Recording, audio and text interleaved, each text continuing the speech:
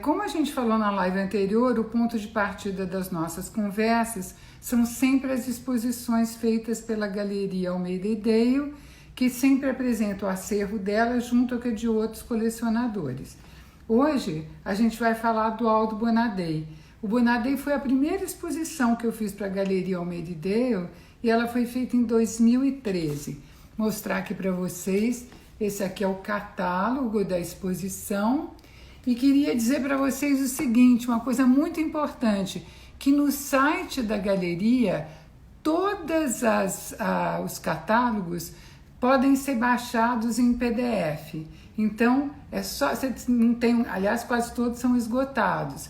Então, você entra no site da galeria e você pode baixar o catálogo. Se você está pensando que você não conhece o Bonadei, hoje você vai ficar conhecendo. E além de você ficar conhecendo, você vai ficar sabendo também por que você não conhece, tá? Quando eu fiz a exposição na galeria, o meu texto chamava Lírico e Experimental, porque o Bonadei foi bem assim. Ele era um artista que fez muitos experimentos, mas ele era uma pessoa quieta, ele não era uma pessoa que gostava de aparecer, ele não fazia grande alarde, tá? Mas ele foi um artista multimídia. Ele pintou tecido, fez padrões para a indústria têxtil, fez projetos gráficos, criou cenário, figurino, bordado, roupa, ele escrevia poesias. Ele era um artista muito interessante. Tem uma história curiosíssima contada pelo secretário dele, que se chamava Hélio Atala, e o secretário contava assim: Bonadei me dizia que só pintava o que via. Uma vez ele encontrou uma pedra na rua, era uma pedra pequena, bem acidentada, e ela serviu de inspiração e de modelo para ele fazer um casal de namorados. Aí o Bonadei dizia que a pedra era um casal de namorados e repetia muito seriamente que ele só pintava o que ele via. Então o Bonadei é um artista que ele sabe harmonizar, ele tem as contradições, ele tem uma obra densa, é lírica, é nostálgica, mas ao mesmo tempo é vibrante, é vigorosa e ele tem um estilo absolutamente inconfundível. É um artista do chamado segundo modernismo, 30, 40, um período que anda muito esquecido pelos críticos. E para conversar comigo sobre o Bonadei, eu vou contar com a presença do Telmo Porto. Eu vou achar o Telmo aqui, tá ele aqui, vamos lá. Agora ele está aguardando o Telmo entrar. Enquanto isso, eu vou contando que o Telmo... Olá, Telmo! Tudo Opa! bem? Seja bem-vindo. Muito obrigado. Ó, o Telmo, ele é engenheiro, professor doutor na Escola Politécnica da USP, especialista em solos e transportes, mas é um apaixonado pelas artes. E é conselheiro do MASP, do MAN de São Paulo, do MUB, é também um colecionador, tem obras muito bem escolhidas, e entre os artistas da coleção dele está o Bonadei. Bom dia, Telmo. Bom dia, Denise. Muito obrigado pela honra de estar aqui como diletante, né, diante da tua sabedoria. E, além do mais, você me salvou das tarefas matutinas domésticas da quarentena, né? Então, pelo horário, não só é uma honra estar com você, como estou salvo de dobrar o lençol de elástico, né? Eu falo que eu entro, de vez em quando, eu entro no modo Maria. Então, vou lá, lavar, passar, mas É o jeito. vamos em frente, né? Bom, eu vou mostrar para vocês aqui, olha, uma primeira imagem, que é a imagem aqui. Peraí, que achei aqui. Aqui, ó. Ai, gente, a gente arruma, e depois, quando você vai olhar, não tá bom. Espera aí, que eu vou abaixar aqui só um minutinho. A gente testa antes, mas sempre apanhado de surpresa, que quando entra a segunda pessoa, muda completamente. Pronto. Aí agora aqui a gente tem aqui, olha, aqui a gente tem a imagem do ateliê do Bonadei, e pela imagem já dá para ver que era um ateliê super arrumado, super organizado, muito, e ele era uma pessoa muito simples, né? O Bonadei, ele nasceu em 1906 e ele faleceu em 1974. Ele morou com a família dele em Santos, ele sempre gostou de pintar, começou a pintar com 9 anos, e ele, em 21, a família voltou. Eu vou mostrar um outro slide aqui para vocês. Ele aqui com as irmãs dele, que eles tinham juntos um ateliê de costura que o Bonadei trabalhou a vida inteira, né? E isso é uma coisa muito importante. Nós vamos falar muito sobre isso, né? Estamos sobre essa importância do fato dele ter a vida inteira tido que trabalhar, né? Denise, sim, eu acho que essa presença dele no ateliê da mãe e das irmãs teve pelo menos duas consequências, a meu ver, na arte dele. Primeiro, é o cuidado, a atenção que ele tem para o métier, por fazer bem feito, pelo acabamento, vamos dizer assim, né? pelo métier. A segunda consequência que eu vejo é que, pessoalmente, eu acho que a obra dele é uma obra intimista, é uma obra familiar, é uma obra cotidiana. Né? Ele olha para o próximo, ele olha para a natureza morta, é o corredor da casa, e mesmo nas suas paisagens, ele olha pela janela, quer dizer, é de dentro para fora. Como você colocou bem no começo, era uma personalidade intimista, familiar. Né? É um pouco o artista na quarentena. Exatamente. A vocês o seguinte, acho que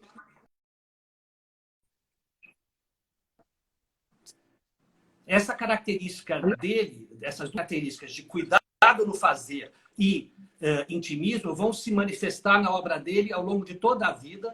A obra dos anos 40 é muito diferente da obra dos anos 60, porque um grande artista tem necessidade de mudar, mas essas características do fazer e do intimismo, a meu ver, permanecem. Claro.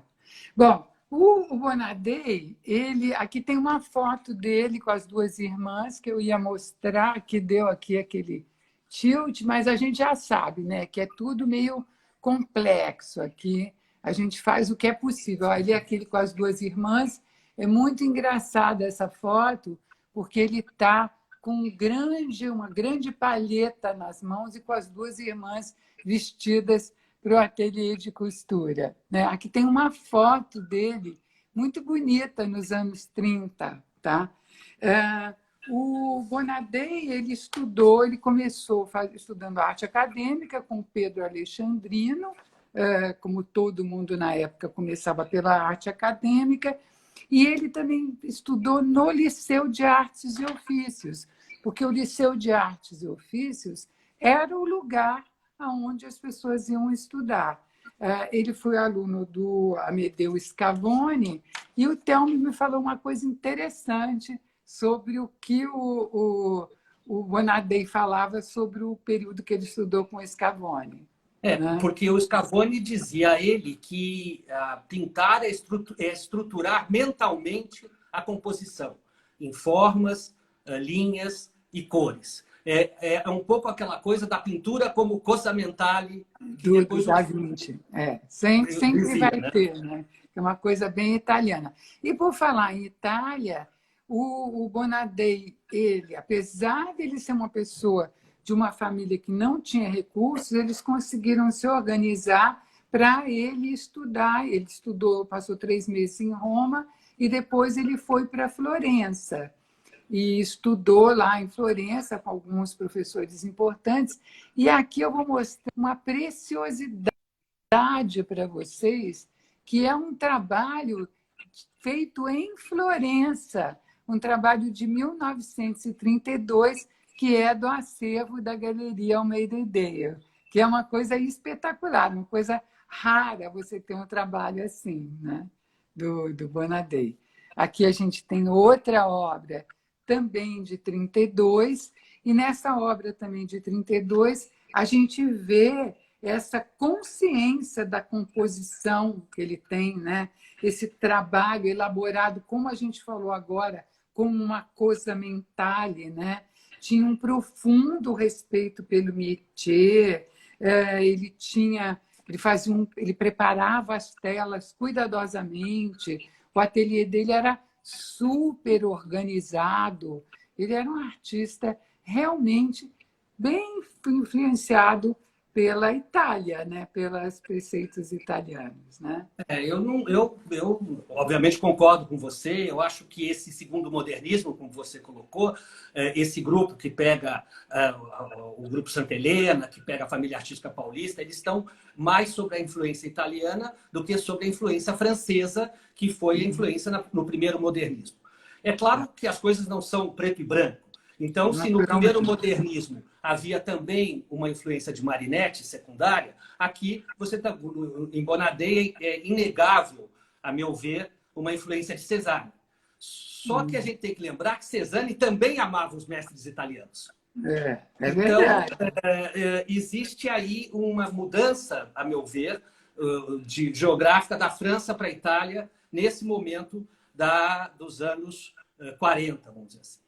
Olha, tem um texto maravilhoso do Taddeo Chiarelli, onde ele analisa o Novecento brasileiro, as influências do Novecento no Brasil, e é muito interessante, porque ele coloca, inclusive, umas coisas audaciosas. Então, por exemplo, ele diz que o Novecento já estava presente no Brasil desde a semana de 22. É muito interessante, e ele tem toda a razão. É um ponto de vista bastante interessante do Taddeo. Aliás, eu sou tiete do Taddeo. Acho que o Taddeo... Eu li esse texto dele também, acho um texto brilhante, um texto que mostra que vai ao contrário da narrativa, vamos chamar assim, da narrativa mainstream da arte brasileira, né? Uhum. E é um texto muito interessante. E a gente tem que lembrar que o Novecento, o retorno à ordem, essa valorização dos valores tradicionais da pintura, na Itália nos deu grandes artistas como Cirone, De Chirico, né? De Chirico é um artista com uma influência enorme depois, e cada vez mais percebida a sua influência, inclusive na pop art, né? Carrá, tem um monte Carrá, né? E se você for, então, para os franceses também, você vai ter Derain, vai ter Gromer, vai ter Picasso. Picasso teve a sua fase de retorno à ordem. Com certeza. Aquela fase azul dele. Exatamente. Aí agora eu quero mostrar para vocês uma outra obra aqui, muito interessante, que também é desse mesmo período.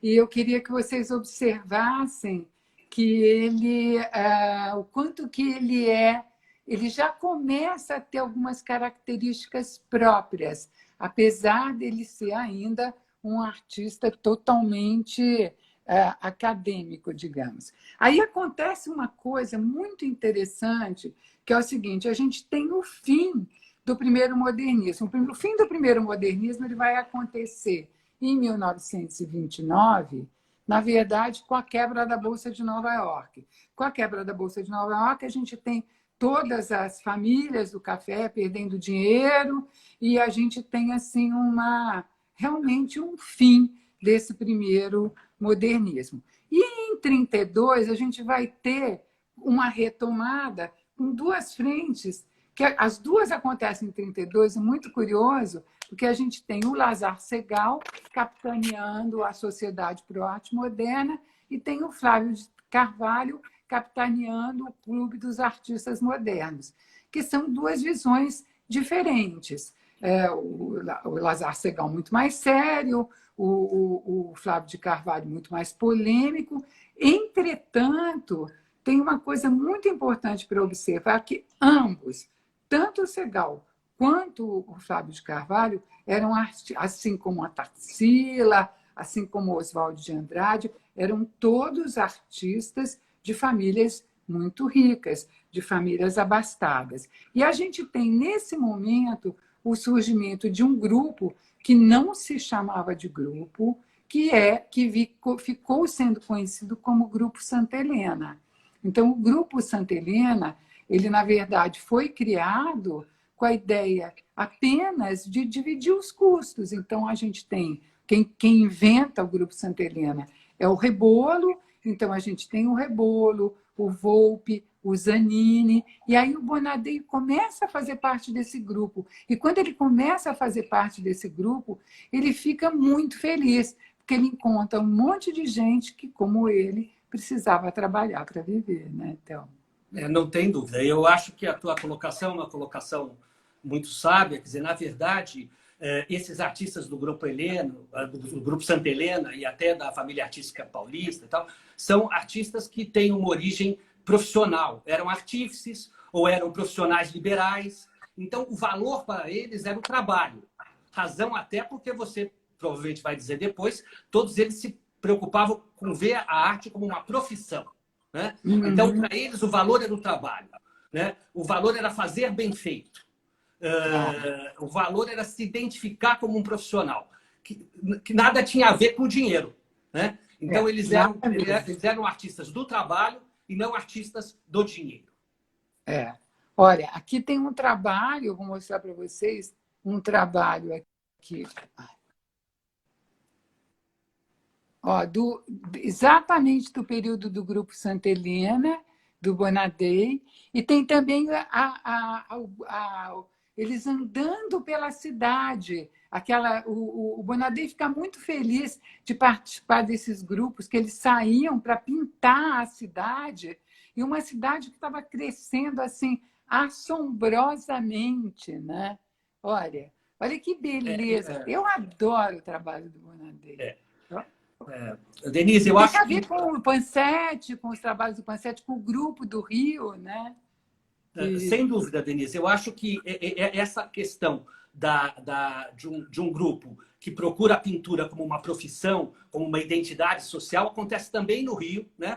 Com o grupo Bernardelli, que nos deixou grandes artistas como da Costa, como Pansete. Então, não é um movimento só paulista, mas é um movimento que acontece também no Rio de Janeiro, acontece em outras capitais do Nordeste. O fato é que é uma importância da artista como profissão. E isso que você colocou agora sobre a questão de ver a metrópole, eu acho que os artistas desse grupo, do Santa Helena, da família artística, eles nos mostram São Paulo, Rio de Janeiro, num momento muito especial, que é um momento em que essas cidades estavam se tornando metrópoles. São Paulo acabava de ter tido o plano de vias do Prestes Maia. O Rio, um pouco antes, tinha derrubado o Morro do Castelo. Então, esses artistas eles documentam essa mudança das cidades, que se transformam em metrópoles. Essa obra que você está mostrando, por exemplo, é muito linda, né? E mostra isso, né? Uma cidade que tem um edifício cercado de casas. Né? Tem eletrificação. Essa mudança, essa pintura está intimamente ligada à história das nossas cidades que se tornaram metrópoles. Alguém está perguntando aqui, o grupo do Rio se chamava o Núcleo Bernardelli. Tá? Bom, aí eu vou mostrar mais uma outra obra também desse mesmo período. Olha que linda! E aí a gente já começa a sentir muito claramente as características do Bonadei. Assim como nesse trabalho anterior, já existia uma certa diagonalidade que ele vai usar muito, a gente já tem também nesse trabalho essas características. Aí aparece uma pessoa, voltando a falar do Grupo Santa Helena, tem uma coisa muito importante que é o seguinte, na verdade, como eu disse para vocês, o Grupo Santa Helena nem se chamava de Grupo Santa Helena. Quem foi que descobriu o Grupo Santa Helena? Foi o Paulo Rossi Osier. O Paulo Rossi Osier, ele era uma pessoa de uma família, de uma excelente família, ele era filho do Cláudio Rossi, que é o arquiteto que fez o Teatro Municipal, né, que trabalhou junto com o Ramos de Azevedo.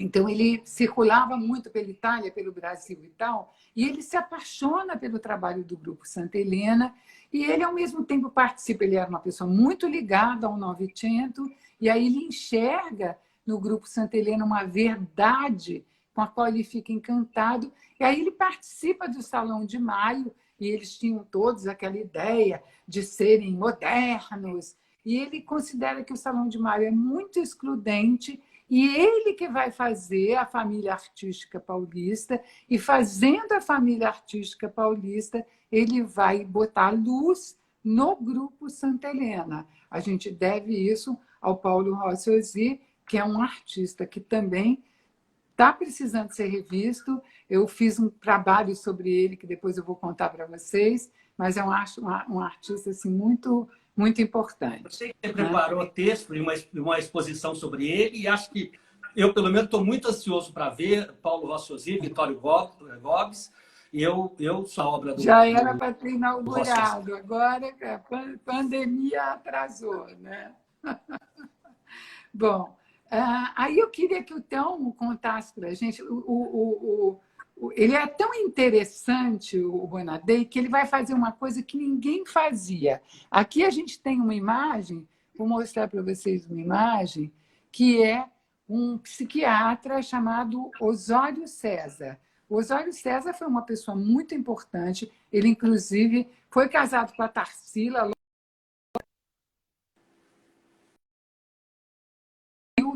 com o Osório César, foi, inclusive, quem levou ela. E tinha um grupo de música.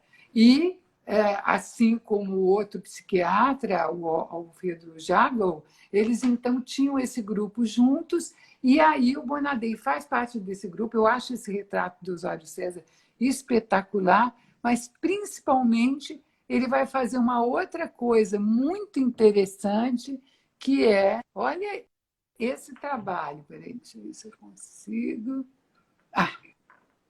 Olha que maravilha que é esse trabalho.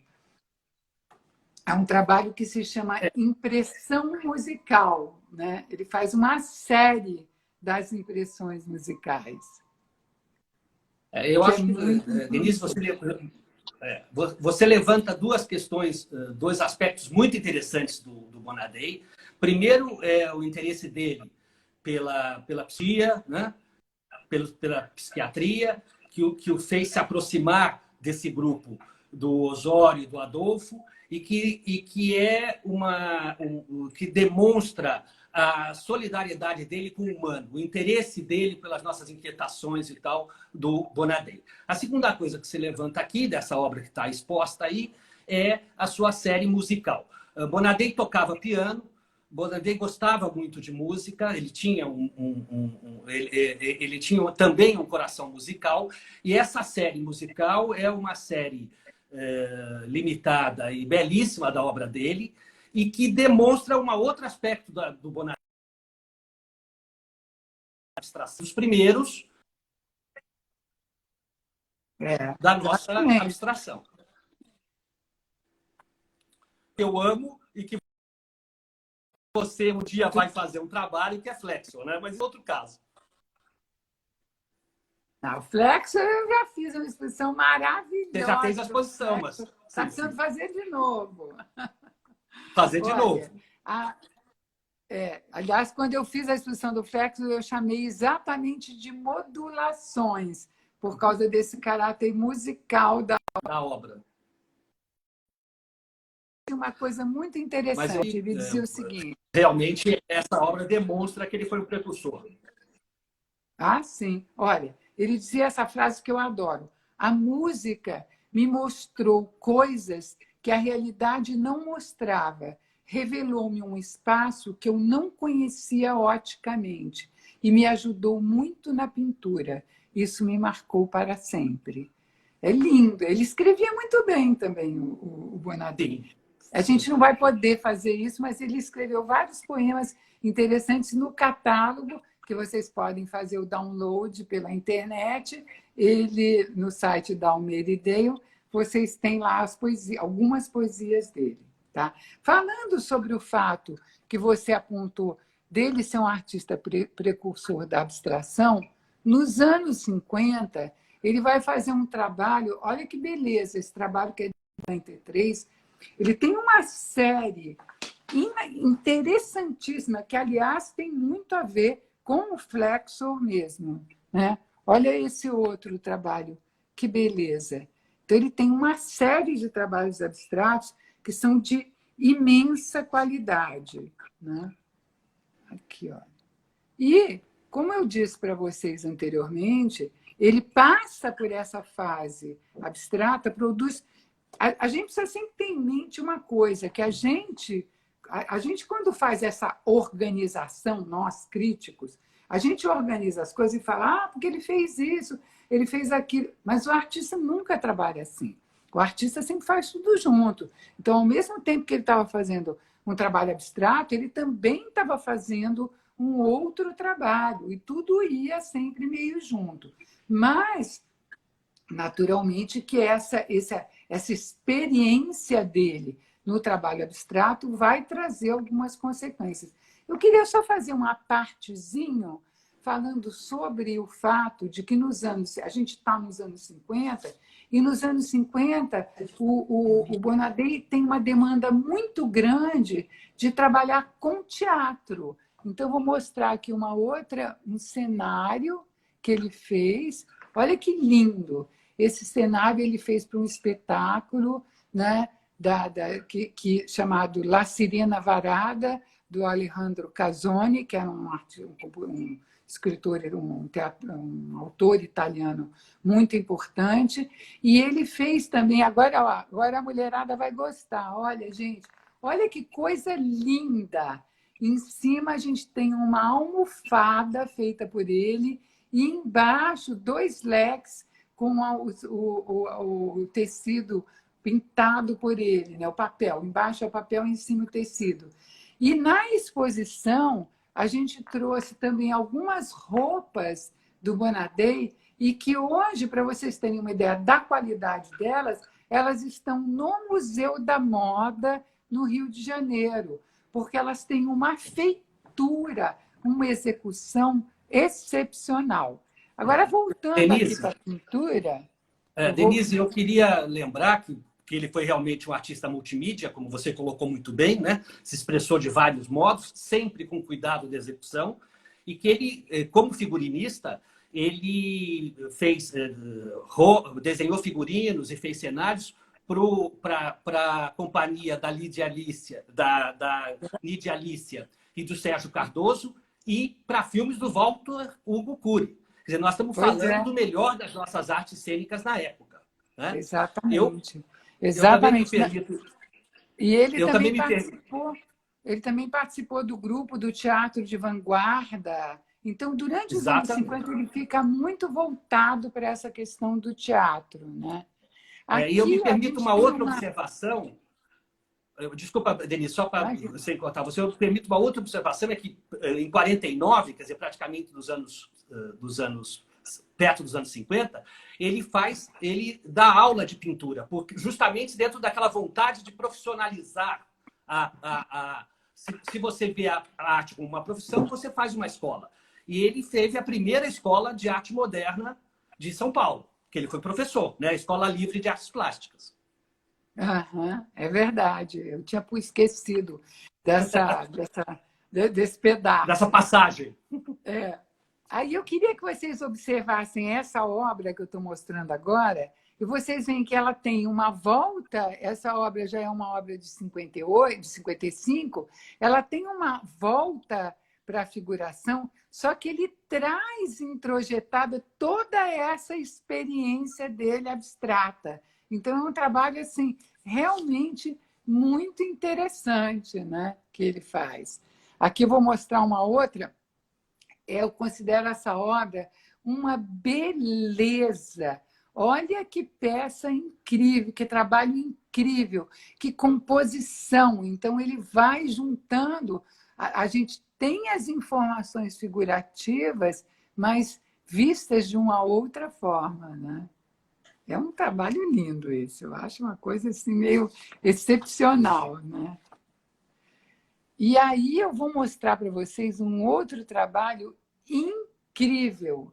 Esse trabalho, gente, ele é feito sobre o fio de linha. Todas essas é difícil de mostrar, mas todos esses riscos que tem aqui são fios de linha. Então, ele pega uma tela, cobre, borda ela toda com linha e depois pinta por cima e apresenta isso na Bienal de 61. É um trabalho absolutamente contemporâneo, não é? Então, essa contemporaneidade do Bonadei tem sido reiteradamente esquecida, né? Ó, aí aqui eu vou passar. Aí, quero te mudar aqui de novo. A gente se atrapalha um pouco, né? Ah, eu queria mostrar essa obra também. Essa obra é de um colecionador que, aliás, tem uma coleção de Flexor, é do Israel Weinborn, que tem uma coleção de Flexor, que é uma coisa espetacular. Aliás, ele me emprestou muita obra quando eu fiz a exposição, né? Uma obra linda. E aí aqui a gente tem também essa mistura que ele vai fazendo, né? E agora eu quero mostrar um trabalho aqui, olha, que é raro. Você vê que ele fazia poucas figuras e essa obra conta para a gente mais dessa obra, que ela é da sua coleção, né? Bom, ela é é uma obra da minha. Eu tenho, e realmente eu acho um belo retrato, né? Claramente, Bonadei estava ligado ao modelo, e no fundo tem ali o corredor, né, da casa dele. Quer dizer, sempre um interior, né? Essa é uma obra que um dia eu acho que merece estar no MAN de São Paulo. Oba! Ó, a Mariana Berenguer está assistindo a gente, ó, ele está prometendo, hein? Ó, gente, vou passar para o próximo aqui. Esse trabalho, ele foi o trabalho que foi a capa, é um trabalho de 66. Ele foi o trabalho que foi a capa do catálogo da exposição lá da Galeria Almeida-Dale. Aqui, ó, lembrando para vocês. E é um trabalho que conjuga muitas coisas, assim como o próximo, que eu vou mostrar também para vocês. Aí ele tinha uma coleção maravilhosa de bules, de objetos para casa, que ele distribuía cuidadosamente pela casa dele. Eu enxergo, para mim, o Bonadei, ele me lembra muito Proust. Ele tem uma coisa meio proustiana no trabalho dele, né? Nesse encantamento com as coisas. No texto do catálogo da exposição eu me lembro, eu falo de uma poesia que é uma poesia que fala que você guarda uma coisa para mirá-la, admirá-la, né? Iluminá-la, é do Antônio Cícero, e ser por ela iluminado. Eu acho que era isso que o Bonadei fazia. Ele iluminava as coisas e era por elas iluminado, né?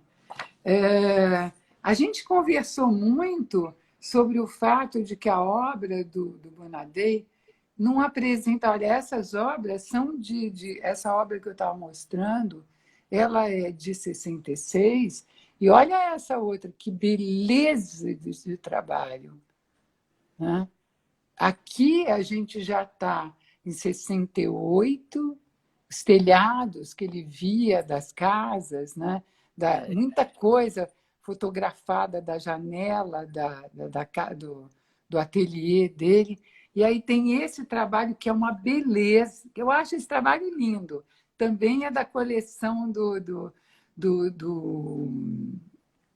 Telmo, e eu acho um trabalho excepcional. Você vê que os objetos do cotidiano estão na janela. Estamos repetindo aquilo que você já observou, quer dizer, ele é um cara do interior, da família, do cotidiano, do intimista, né? E mesmo quando ele vai para o exterior, é pela janela, né? Agora, eu acho que Bonadei tem uma coisa muito forte, uma característica... Como é linda essa obra do Ladi, né? Maravilhosa. Bonadei é um dos nossos mestres que tem uma característica quase única. Ele nunca teve decadência. Porque a Exatamente. maioria dos nossos mestres, a partir de uma certa idade, eles se diluem. Bonadei, cada nova obra é a solução de um novo problema plástico, lembrando do professor dele, um problema de massas, de linhas, de cores. Bonadei nunca foi para trás. O que o difere da maioria dos nossos grandes mestres. É verdade. Olha, outro trabalho lindíssimo. Esse trabalho, para mim, ele é duplamente encantado, porque ele era um trabalho do Norberto Nicola, que é um xodó meu, e que hoje está na coleção do Telmo. Né? Bom, está comigo graças a uma ajuda que o próprio Nicola me deu. O Nicola e o Silvio Neri, que é outro amigo, ambos me permitiram ter essa obra, porque eu sou um engenheiro, naturalmente, não tenho fundos assim que permitam certas ousadias. Mas foi grande, graças ao Nicola e ao Silvio Neri, que eu tenho essa que é uma obra icônica do Bonadei. Maravilhosa, né? Olha, eu queria mostrar uma outra. Olha que linda essa obra. Essa obra já é dos anos 70, assim como essa, que eu acho, essa obra que se chama O Sol, e que é realmente uma beleza esse trabalho, né? Também do seu Telmo, né? Um trabalho do jeito que você pegou tudo que eu tenho. Estou dedurando tudo, estou dedurando toda a sua coleção, hein? Você pegou tudo que eu tenho. Olha, aqui outro trabalho, né? Lindo do Bonadei. Aqui, olha, e agora a gente já vai passar para o último slide. Olha que beleza de obra. E aí eu queria conversar um pouquinho antes que o nosso tempo acabe, porque o tempo passa rápido. Eu queria falar o seguinte, olha, o Bonadei, ele foi um artista atuante e participante. Ele trabalhou no Sindicato dos Artistas Plásticos, defendeu a profissão, expôs em várias edições do Salão Paulista de Arte Moderna, participou da Bienal de São Paulo, representou o Brasil na Bienal de Veneza, expôs no Japão, no Chile, em Cuba, em Paris, realizou exposições individuais nas mais expressivas galerias da época, como a Domus, a Bonfilholi e a Bonino, sempre foi elogiado pela crítica. Todos os críticos escreveram sobre ele. O Lorival Gomes Machado, Arnaldo Pedroso Dota, Roberto Pontual, Mário Schemberg, Bard, o Jacó Klintowitz, a Lisbeth Reborno. E a Denise. Fala, eu também, mas ele não tem o reconhecimento que ele merecia ter. E o Telmo tem algumas opiniões muito interessantes que eu queria que ele contasse. Conta. Olha, Denise, eu acho que Bonadei foi pego numa armadilha, ensanduichado entre dois grandes momentos ícones da história da nossa arte. O modernismo e o concretismo neoconcretista. Neoconcretismo. Ele ficou nesse meio. Né? E o interessante é que esses dois extremos são extremos cuja importância foi construída depois. Né? Foi o pensamento sobre esses dois momentos que os colocaram na posição que eles estão na história da arte brasileira. Claro. São dois momentos da elite. No caso do modernismo, é a elite intelectual e a elite econômica de São Paulo. No caso do neoconcretismo, é a alta burguesia carioca, muito intelectualizada. Né? Lígia Clark estudou e deu aula na Sorbonne. Né? Na Sorbonne. Hélio de Sica morou em Nova York. Quando você lê a correspondência entre os dois, vê que ali não tem nada de humildade. Né? Então, você tem dois momentos da elite, dois momentos com uma relativa influência da França, e aí, no meio disso, você tem um trabalho operário, um trabalho de ampliar a nossa sensibilidade. Em termos internacionais, eu compararia com Giacometti ou Maria Helena Vieira da Silva. No Brasil, Bruno Jorge, Portinari, são artistas que não são transgressores. Né? Porque artista do métier, né? Que valorizam a história mainstream, a história chapa branca da arte brasileira, ela passa direto do modernismo para o neoconcretismo e para o concretismo.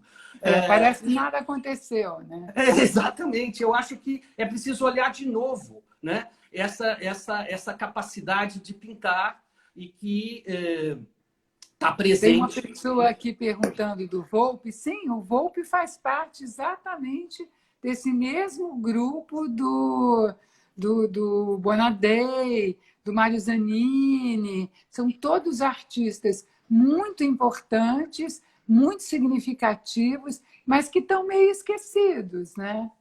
Eu acho que vale muito a pena rever. Você vê que esse movimento de reolhar o que ficou entre ícones, você me permite fazer uma digressão, está acontecendo nos Estados Unidos também. Porque hoje o pessoal está revendo aquela pintura figurativa norte-americana dos anos 40, que também ficou escondida, seja pela escola de Hudson, seja pelo expressionismo abstrato. Então as pessoas estão voltando a olhar o que está no meio dessa grande história, dessa grande narrativa mainstream, que no Brasil sai do modernismo de elite para o neoconcretismo de elite direto.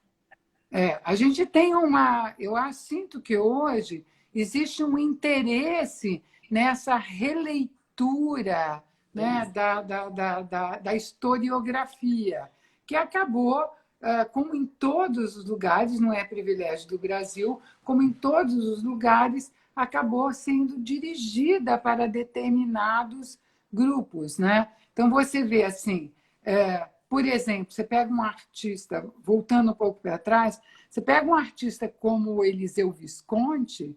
O Eliseu Visconti era um artista interessantíssimo, inovador, trouxe coisas novas, só que ele acabou sendo rejeitado. Ele tinha uma grande mágoa de ter sido esquecido completamente pelos modernistas, porque nessa ânsia de achar outra coisa, de mostrar e de alcançar outro patamar, eles foram sepultando todo mundo. Acontece com todos os movimentos, né? O modernismo no Brasil e no mundo é um modernismo, é um movimento que quase que entende que a história começa com eles, né? O modernismo precisa destruir o passado para se... Isso aconteceu no mundo todo. É como se antes de mim fosse o nada, né? E a gente vai ver isso em todas as manifestações artísticas do modernismo daquele momento, né? Não só no Brasil, como no mundo. Eu acho que uma releitura do 19 no Brasil é uma coisa que faz sentido, né? Até porque, como já não é mais o século passado, já não tem mais a maldição do século passado, né? Você lembrou de Visconti, que é um grande artista, Castanheto. Tem vários. Então, Belmiro de Almeida, quer dizer, grandes artistas do nosso 19. O Belmiro faz coisas fantásticas, né? Eu sou muito fã da obra do Belmiro. Voltando para o nosso Bonadei, eu acho que assim, que estava mais do que na hora da gente fazer um pouco essa revisão de, como você falou, de toda essa década de 40. E eu vou aproveitar que a Mariana, presidente do MAN, está nos escutando, está nos ouvindo, nos vendo, para dizer o seguinte: o Bonadei teve um papel importante no renascimento do MAN. Porque em 1963, como você bem sabe, Titilo Matarazzo deu todo o acervo do MAN para o Museu de Arte Contemporânea. E o MAN ficou sem acervo. Em 1967, um colecionador chamado Carlo Tamagni fez uma doação que foi o reinício do MAN. E nessa doação tem 2 belíssimos Bonadei. Então, o Bonadei, de alguma maneira, está no renascimento do MAN de São Paulo, né? Claro. E acho que merece ser, não só ele, como todo esse período, merece ser revisto. Esse período, e a gente tem, assim, por exemplo, o trabalho do Mário Zanini, que também é um trabalho interessantíssimo. A gente tem todo um grupo de artistas. Agora, o Bonadei, ele se sobressai nesse grupo pelo fato dele ser um artista mais experimental. Você vê o próprio Volpe, que tem aquela fase, mas que é chamada de concretista, que ele nunca, jamais na existência dele, pensou nem fazer concretismo, não tinha nada a ver com concretismo, com a essência do concretismo, mas, de qualquer modo, tinha, naturalmente, uma absoluta conversa do trabalho dele com o resultado do concretismo, embora os postulados não tivessem nada a ver com Volpe, na verdade, ele faz esse trabalho e depois ele volta. Mas o Bonadé, ele segue sempre experimentando. Então, eu acho que esse lado do Bonadé tem sido ignorado pela crítica. Não tem, como eu disse há pouco, o Bonadé é um artista sem decadência. A cada nova obra é um novo desafio, é um novo problema resolvido do ponto de vista plástico. Agora, embora eu goste acho que a história da arte não é feita só dos grandes nomes, né? A história da arte não é uma sucessão de grandes nomes, mas a verdade é que os grandes nomes do Grupo Santa Helena são Bonadé e Volpe. Né? Não tem esses os nomes que se sobressaem naquele grupo, mas aquele momento da nossa história, aquele momento da nossa obra é representado por todos. Mas eu vejo esses dois, Bonadé e Volpe, com certeza como os grandes nomes daquele momento. E eu acho também o seguinte, que essa valorização do métier, essa importância do métier, ela tem sido assim, rejeitada pela inovação. Então, apenas só tem valor a transgressão. Inovadores só tem valor na história da arte que se constrói hoje, na narrativa que se constrói hoje, só tem valor a transgressão. Só, única e exclusivamente. Ontem, quando eu telefonei para você, a gente lembrou de Piero della Francesca. Quer dizer, a arte não é feita só do próximo passo, ela é feita também de quem alarga o nosso repertório visual, faz a gente ver o que a gente não via. E quem representa a nossa humanidade, as nossas inquietudes, os nossos medos, os nossos problemas sociais, políticos, a morte, de maneira que não é só a transgressão. Né? De vez em quando você tem alguém que aponta um caminho novo, Exatamente. Mas quando esse caminho novo é descoberto, tem todo um trabalho sobre esse caminho, que é o que vai levar para o próximo, inclusive. Né? Eu esquecido, né? Eu acho que a gente vai terminar, mas eu queria dizer o seguinte, eu jamais gostaria de viver num mundo sem Bonadé. Né? Eu também não gostaria assim, de Giacometti, sem Maria Helena Vieira da Silva, sem Portinari, sem Bruno Jorge, que eu admiro muito, mas o fato é o seguinte, o mundo seria muito mais desinteressante para mim. Tem lugar para os transgressores e para os artistas de métier. Olha, a gente já tem que ir encerrando, porque a gente tem essa problemática que se a gente não encerra, se o programa encerra sozinho, a gente não consegue gravar, tá? E a gente vai depois disponibilizar, e já as outras palestras que a gente fez sobre o Neri e sobre fotografia estão também à disposição lá no site da galeria. Eu queria agradecer demais a tua presença, Thelmo, foi muito bom contar aqui com você, espero que a gente possa ter outras conversas tão ricas quanto essa, tão interessantes, e eu queria chamar vocês para a próxima live, que, como eu já disse anteriormente, vai ser sobre o Di Cavalcanti, e eu vou conversar com a Elizabeth de Cavalcanti, que eu conheci fazendo uma exposição sobre o Di e com a qual de quem eu acabei ficando muito amiga. Nós fizemos um livro bastante grande, bastante importante, que foi um livro feito pela Galeria Almeida e Dale, junto com a editora Capivara, e esse livro e toda a trajetória do Di vai ser a nossa próxima conversa, que também é um artista que também tem a pecha do mulatista mor, como dizia o Mário de Andrade, que ele era realmente...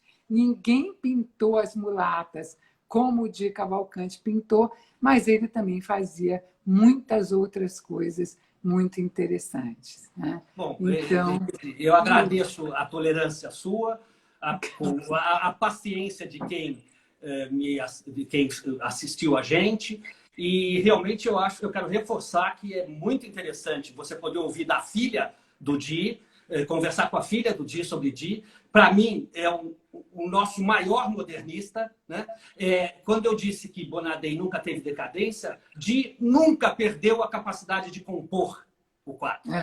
Di é um grande artista e eu vou estar na primeira fila do vídeo da próxima semana.